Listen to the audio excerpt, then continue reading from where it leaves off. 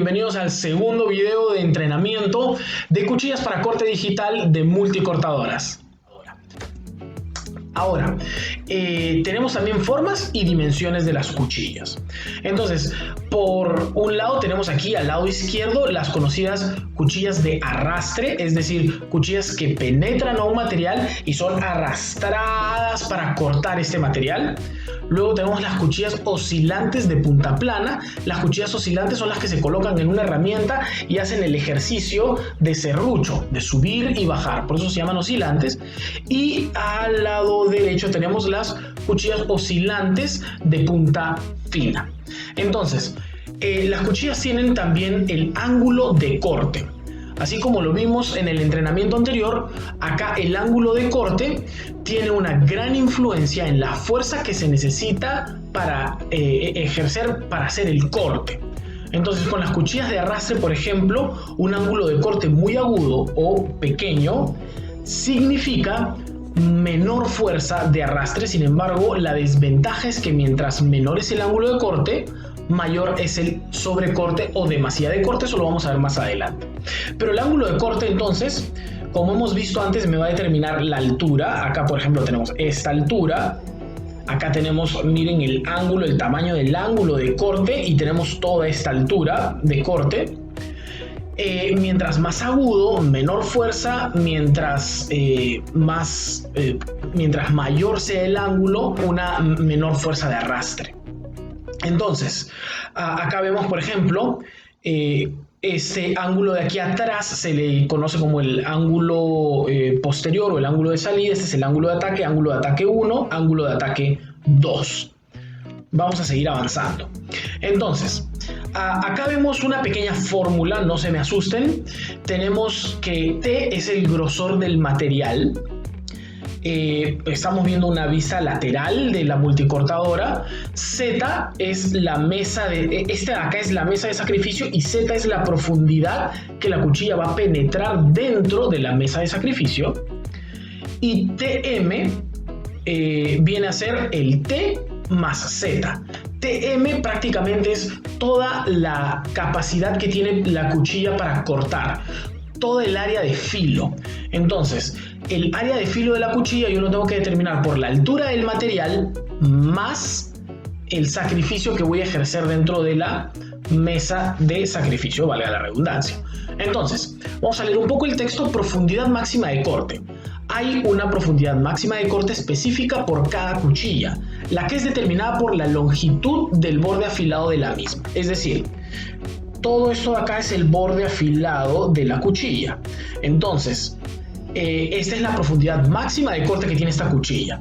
La profundidad de corte que puede ser alcanzada depende en su mayoría del tipo de material a cortar.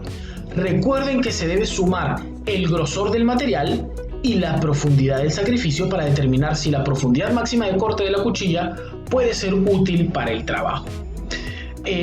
Lo que siempre se recomienda es tratar de utilizar la cuchilla más exacta al trabajo y no tener filo en demasía.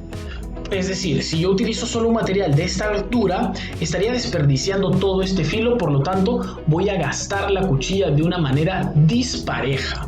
Voy a desperdiciar filo de cuchilla. Vamos a avanzar un poco más. Ahora, formas y dimensiones de las cuchillas. Aquí vimos, por ejemplo, las cuchillas de arrastre, la cuchilla oscilante de punta plana y la cuchilla oscilante de punta fina. Lo que vemos acá con la línea punteada es lo que vamos a llamar el eje de rotación de la cuchilla. Entonces, vamos a hacer una simulación. Vamos a suponer que este círculo es una cuchilla, ¿ok? Entonces, el ángulo de rotación o el eje de rotación es por donde la cuchilla gira, ¿ok? Esto yo podría trazar una línea punteada acá al centro y llamarlo el eje de rotación. Muy bien, estoy rotando acá. Ahora, si yo coloco el eje de rotación aquí al costado, entonces la cuchilla rotaría de esta forma, ¿ok? Miren cómo varío el eje de rotación. Si yo tengo el eje de rotación acá, la cuchilla rota de esta forma. Si yo modifico y coloco el eje de rotación al centro, la cuchilla ahora rota de esta manera. Entonces, el eje de rotación es muy importante saber si el eje de rotación está en el centro de la cuchilla, como en los primeros dos ejemplos, o si está en un extremo de la cuchilla. Entonces, ¿qué es el sobrecorte o demasía de corte? La demasía de corte se mide a partir del eje de rotación de la cuchilla. Planto aquí mi eje de rotación. Hay cuchillas donde el eje de rotación se sitúa en el centro y otras en las que lo tiene a un extremo. Entonces, la demasía de corte va a ser desde el eje hasta el último punto de la cuchilla del filo que hace contacto con el material. Entonces, todo esto, lo que podríamos llamar quizá el diámetro de la cuchilla, es lo que vamos a determinar como el sobrecorte. Entonces, miren, esta cuchilla tiene todo este sobrecorte, mientras que esta cuchilla tiene sobrecorte a un lado y sobrecorte al otro lado. De la misma manera, esta cuchilla tiene sobrecorte hacia adelante y sobrecorte hacia atrás. Entonces, el pre-sobrecorte se mide del eje de rotación hasta el primer punto donde la cuchilla corta el material en la superficie en la dirección de desplazamiento. Entonces, es decir, este es el pre-sobrecorte, este es el pre-sobrecorte. Mientras que el post-sobrecorte se mide del eje de rotación hasta el último punto donde la cuchilla cortó el material en la superficie.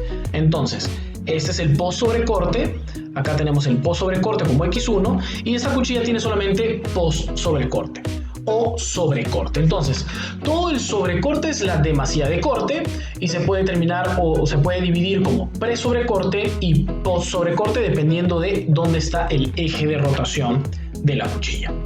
Amigos, muchas gracias por ver el entrenamiento del día de hoy.